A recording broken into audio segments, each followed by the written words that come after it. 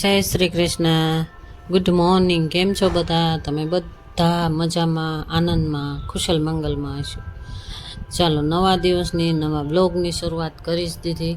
આજે તો દીવાબત્તી સાથે જ કરી દીધી. દીવાબત્તી કરી નાખ્યા માતાજીને અને મારા ઠાકોરજીને જગાડી દીધા. અને આ હું તમને બતાવી રહી છું. એ મેં ધોતી, કાનાજી માટે ધોતી સીવી છે. હા, એટલા માટે કે હું આ મારી જાતે સીવું છું. જો કોટનનું આ ડ્રેસ મસ્ત સીવી નાખ્યું અને આ ડ્રેસ પણ નાઇટ ડ્રેસમાં પહેરાવું છું.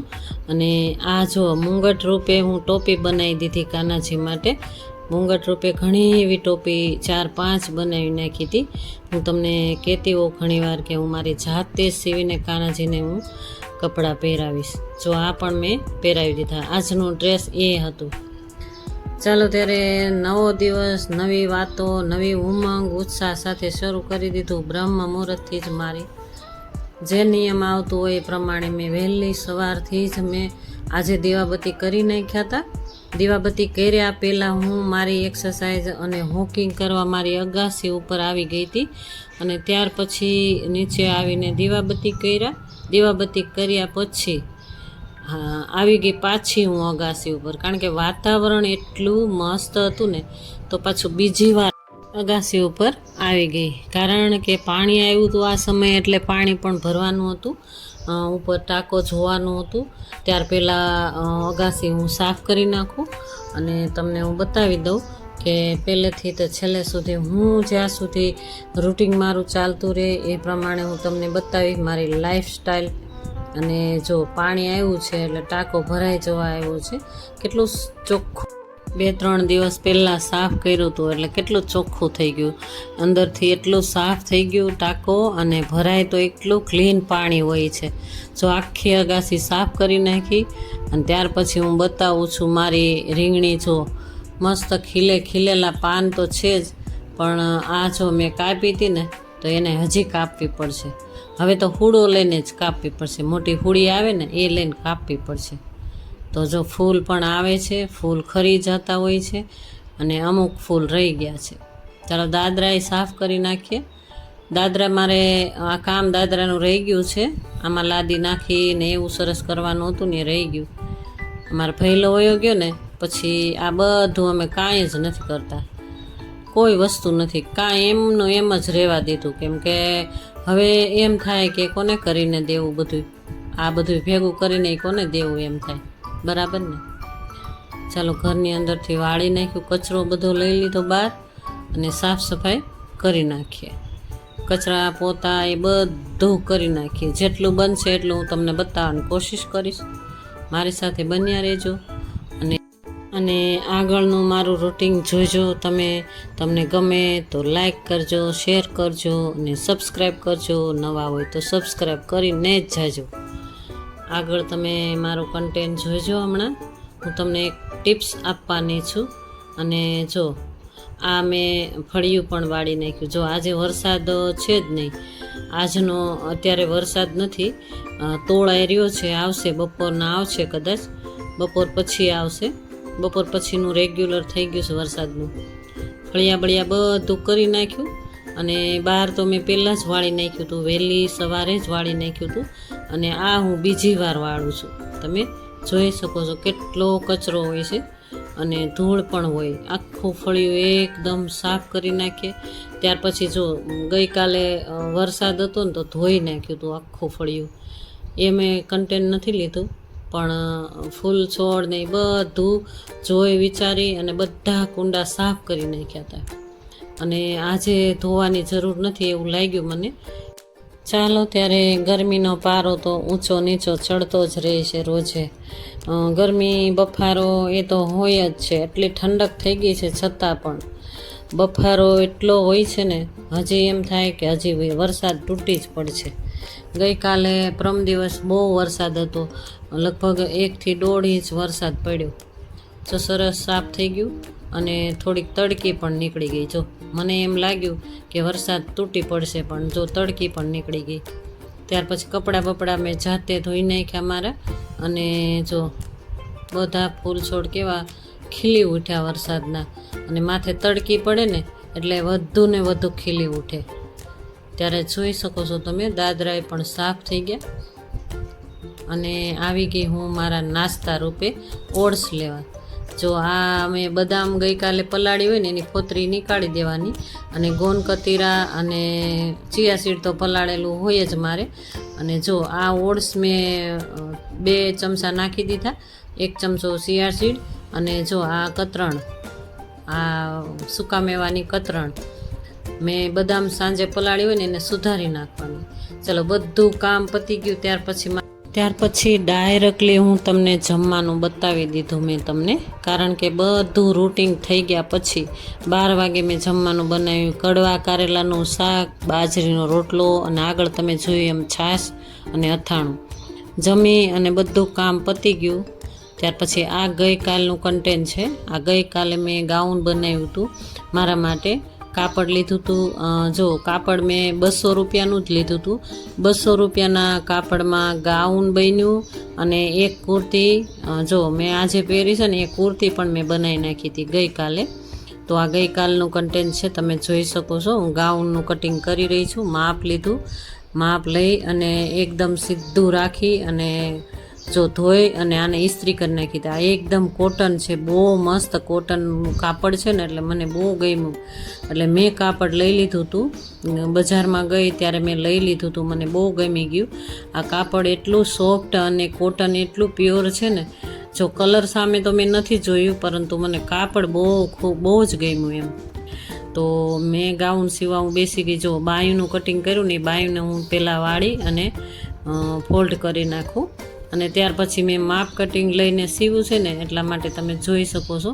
તમને એટલું બધું નહીં દેખાય, કારણ કે ઘણો વિડીયો લાંબો થઈ જાય. કેટલું બધું મેં કાઢી નાખ્યું. માપ કટિંગ એકદમ સરસ લીધું હતું, અને સરસ મજાનું સીવવાનું આખું સીવીને બતાવ્યું એટલું કન્ટેન્ટ લીધું હતું. પણ મારે કન્ટેન્ટ એટલું બધું લાંબો થઈ જાય એમ હતું, એટલે મેં કન્ટેન્ટ બધા કાઢી નાખ્યા. જો આ કટ પીસ જોડી દીધું, બધું કટ પીસ હોય ને એ જોડી, જેટલું કટ પીસ હોય ને એક કટ પીસ જોડી, અને એનું મેં ગળામાં ગળાપટ્ટી બનાવી નાખી. ગળાપટ્ટી બનાવી નાખી, સાઈડ સીવી નાખી, અને માપ જેટલું માપ આપણું હોય, લંબાઈ, પહોળાઈ, બાયનું માપ એ બધું લઈ લેવાનું. ત્યાર પછી આ ગળાપટ્ટી જોડી દેવાની, અને ત્યાર પછી આપણે એને જેટલું બને એટલું જોડી દેવાની ગળાપટ્ટી. વેસ્ટ એક કટકી વેસ્ટ ન જાવી જોઈએ, એવી રીતે કટિંગ બધું જોડી દેવાનું. એટલે એટલા માટે કે આ લાંબી પટ્ટી થાય ને એટલે બહુ કામ આવે. તો મેં સેજ માપ લઈ અને સેજ મેં પેટર્ન રૂપે બનાવી નાખ્યું. પેટર્ન રૂપે મસ્ત બની ગઈ ને. જો એકદમ ગોળ ગળું બનાવ્યું હતું ને, આગળ પેટર્ન રૂપે મેં બનાવી નાખ્યું. અને હવે હું જોડી દઉં છું. જો મેં માપ તો લઈ લીધું છે, એકદમ સરખું માપ તો લઈ લીધું છે. 2 બાજુ જોડી દેવાનું, અને પછી સાઈડમાં બાંય જોડી દેવાની. બાંય જોડી દીધા પછી જોઈ લેવાનું માપ કેટલું છે. જો જોઈન્ટય થાય થોડુંક આવે, બાયમાં જોઈન્ટ હોતે ને આવે, તો જોઈન્ટ આવે એ જોઈન્ટ લઈ લેવાનું, કારણ કે નાના મોટી ન થાય. જો મસ્ત થઈ ગયું ને ગાઉન, એટલું સોફ્ટ કાપડ છે ને, મને તો બહુ કાપડ ગમ્યું આ. અને આ ગાઉન જો હું પહેરીને તમને ઘણી વાર હું કન્ટેન્ટમાં આવીશ સામે, ત્યારે તમે જોઈજો. આજના કન્ટેન્ટમાં મેં પહેરીશ એક કુર્તી, એ મેં નથી તમને બતાવ્યું, પરંતુ એ પણ મેં સીવી નાખ્યું. ચાલો ત્યારે કટ પીસ વધ્યું હોય ને એનું મેં મારા કાનાજી માટે ડ્રેસ પણ મેં બનાવી નાખ્યું હતું. કાલને કાલ આ બધું બનાવી નાખ્યું હતું. સરસ મજાનું આ ડ્રેસ પણ મસ્ત થઈ ગયું કાનાજી માટે. જો મારા ઠાકોરજી માટે એકદમ સોફ્ટ લાગે ને, એટલા માટે મને ખુદને એમ થાય કે હું સોફ્ટ પહેરતી હોઉં ને, તો મારા કાનાજી પણ સોફ્ટ, મારા ઠાકોરજી પણ સોફ્ટ કપડાં પહેરવા જોઈએ, બરાબર ને. ચાલો જુઓ, મસ્ત સીવી નાખ્યું ને. ત્યાર પછી હું તમને આગળ કીધું ને કે હું તમને ટિપ્સ આપવાની છું. જો આ મિક્સ સૂકો મેવો છે, આ બધો સૂકો મેવો લઈ લેવાનું. અને જો પિસ્તા મેં બતાવ્યા, અખરોટ બતાવ્યા, અને આ બ્રાઉન સુગર છે. બ્રાઉન સુગર એટલે બ્રાઉન સાકર, અને આ મખાના અને બદામ, આ બદામ છે. અને આગળ છે એ આ જાયફળનું કટકી, 1.5 જાયફળ નાખી દીધું, અને આ ડાળિયા નાખ્યા 1 વાટકી. બધું માપસર લઈ લીધું. એ બધું માપસર લીધેલા પછી આને મેં શેકી નાખવાના છે, કારણ કે અત્યારે વાતાવરણ એકદમ ભેજવાળું છે ને, એટલે આ બધું ક્રિસ્પી થઈ જાય ને એમ શેકી નાખવાના. એકદમ શેકવા તો પડે જ, આમે તે મખાનાને શેકવા જ પડે. એકદમ ક્રિસ્પી થઈ જાય ને, એકદમ આમ છૂટા પડી જાય ને જો એવી રીતે, એટલે શેકવા તો પડે જ. તો બદામને પણ શેકી નાખવાની, એની અંદર સ્મેલ આવતી હોય ને એ ન આવે. ચલો હવે દળી લઈએ, પીસી લઈએ.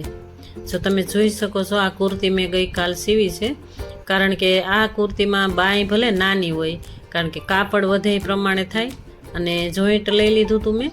અને આ મને ખુલતું જ કાપડ ગમે, એટલે મારું એકદમ પરફેક્ટ ફિટિંગ હું નથી લેતી. મારું પરફેક્ટ એકદમ શેપવાળું ફિટિંગ નથી લેતી, હું ખુલતું જ રાખું છું. તો આ મેં સીવી નાખી, અને આ બધું એક એક કરીને દળી નાખવાનું. જો આ ટિપ્સ છે કે આ જો આ પગના દુખાવા, આ હાંધાના દુખાવા હોય ને એ નથી થતા. આ દૂધમાં 1 ચમચી સવારે પી જાઓ ને એટલે બપોર સુધી તમને ખબર જ ના પડે. તો આ મારી દીકરી માટે હું આ દળી રહી છું, અમારી દીકરી માટે દળી રહી છું. જો તમને આ ટિપ્સ આપું, હજી એક ટિપ્સ બાકી જ છે મારા રૂટિનની સાથે સાથે, જોઈ શકો છો તમે. હું બધું તમને ક્યારેક આવું પણ બતાવીશ કે હું આ રીતે પણ પાવડર બનાવીને રાખી દઉં મારી દીકરી માટે, મારા હસબન્ડ માટે. જો અમે દવાઓ બધી, આયુર્વેદિક દવાઓ બધી અમે ઘરે જ બનાવતા હોઈએ. બધી બજારમાંથી લઈ આવીને સૂકવીને એને શેકીને, અને દવા પાવડર જે પેટને લગતી આવતી હોય ને બધી દવાઓ પાવડર અમે ઘરે જ બનાવતા હોઈએ. જો બધું મિક્સ કરી નાખ્યું મેં. સાકર પણ દળી નાખી, બ્રાઉન સાકર, સુગર આવે ને બ્રાઉન, એ લીધી. એ બહુ મોંઘી આવે છે સાકર, તો એ પણ મારા હસબન્ડ લઈ આવીને રાખીને ગયા હતા, અને દાળિયા નાખી દીધા. અને જો હવે ડબ્બો ભરી લેવાનું. ડબ્બો ભરી લીધા પછી વધે એ મારા માટે રાખીશ, મારી દીકરી માટે આ ડબ્બો ભરી અને રાખી દઈએ, આવતા જતાં આપણે ને આપશું એમને. તો ત્યાર પછી મેં આ છે ને ટિપ્સની વાત કરીને આગળ તમને, તો મેં બીટ એકદમ ખમણી નાખ્યું હતું, એને સૂકવ્યું પણ સુકાણું જ નહીં. પછી એમ વિચાર આવ્યો કે આને પણ હું શેકી નાખું ને એટલે સુકાઈ જાય. ત્યાર પછી મેં આખું જીરું નાખી દીધું. અને આ આંબળાનું પાવડર પડ્યું તો અમે બનાવીને જ રાખ્યું, તો આંબળાની સિઝન હોય ને ત્યારે. અને પેલું જોયું ને એ સંચળ પાવડર છે, અને આ પણ થઈ ગયું. ચાલો દળી નાખીએ, એટલે આ મિક્સ દળી નાખીએ. આનાથી સાંજે 1 ચમચી પી જાવ ને એટલે સવારે પેટ સાફ આવે છે. અમારી દીકરી ગેસ, એસિડિટી, કબજિયાત એ બધું બીમારીનું જડ છે, બરાબર ને. તો આવું બધું કાંઈક ઘરેલું નુસ્ખા લેવો ને તો પેટ સાફ આવે. જો આ છાશના મસાલાની બોટલ હતી ને એ ભરી લીધી, અને મારી દીકરીને આવતા જતાં મોકલાવી દઈશું, કાં તો પછી જઈને આપી આવું છું. ચાલો, જય શ્રી કૃષ્ણ, રાધે રાધે.